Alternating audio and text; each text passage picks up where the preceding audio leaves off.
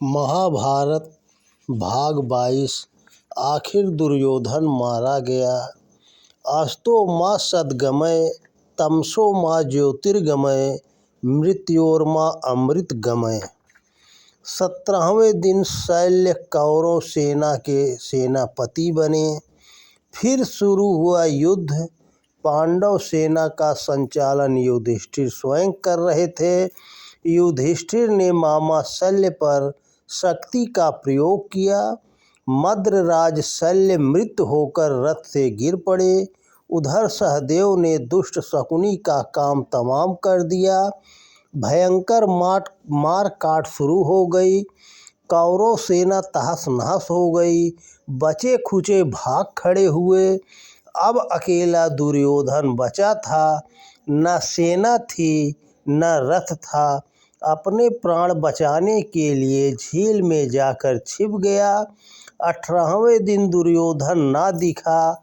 कृष्ण और पांडव उसकी खोज में निकल पड़े। झील के पास पहुंचकर भीम ने उसे ललकारा। दुर्योधन, तू तो बड़ा वीर बनता था, अब कायरों की भांति यहाँ छिपा बैठा है। साहस हो तो बाहर निकल कर मेरा सामना कर। दुर्योधन सामने न आया। भीतर से दुखी आवाज में बोला, युधिष्ठिर, मेरा मन अब युद्ध से हट गया है। मेरे सभी संगी साथी मारे गए। मेरे हथियार टूट गए। मेरा रथ तुम्हारे सैनिकों ने छीन लिया है। राज्य का लालच अब मुझे नहीं है। इसे संभालो। मेरा पीछा छोड़ो।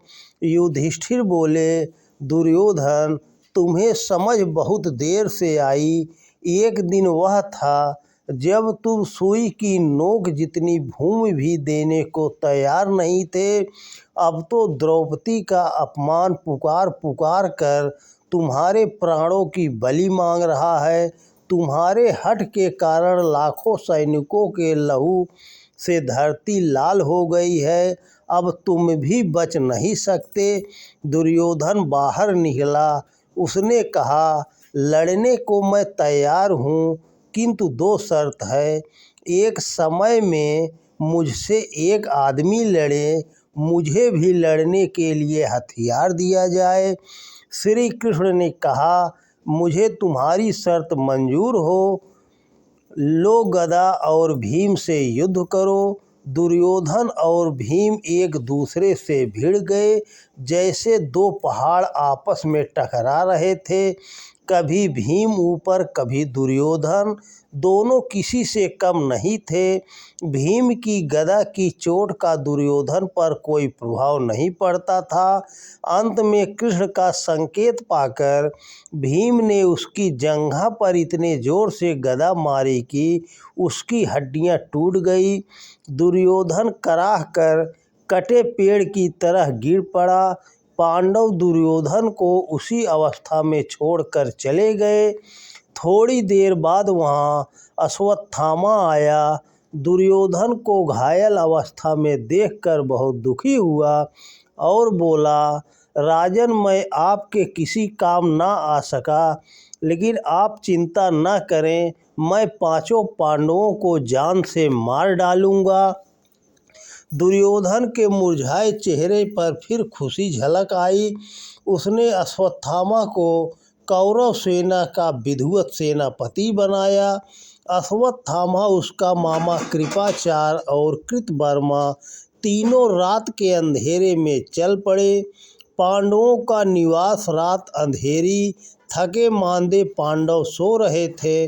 सैनिक भी निश्चिंतता से सो गए थे, क्योंकि युद्ध लगभग समाप्त था।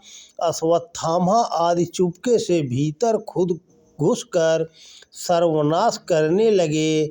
अपने पिता द्रोण के घातक धृष्टद्युम्न को कुचलकर मार डाला। पांडवों के 5 बेटे सो रहे थे। अश्वत्थामा ने 5 अभेद बच्चों के सिर काट लिए। कटे सिर को लेकर वह दुर्योधन के पास पहुंचा। दुर्योधन पहले तो बहुत खुश हुआ। वह समझ रहा था कि वे पांचों पांडवों के सिर हैं, लेकिन जब उसने कटे सिरों को पहचाना तो अपना सिर धरती पर पटक दिया। चीखते हुए अश्वत्थामा से बोला, यह तुमने क्या किया अश्वत्थामा? ये तो पांडवों के बच्चे हैं, इन्होंने मेरा क्या बिगाड़ा था? मेरी शत्रुता तो पांडव से थी। अरे अश्वत्थामा, तुमने तो मेरे वंश की अंतिम निशानी को मिटा दिया। यह कहते कहते दुर्योधन ने दम तोड़ दिया। यह अंत था उस आदमी का जिसकी लालसा पहाड़ से भी ऊंची थी, लोभ सागर से भी गहरा था।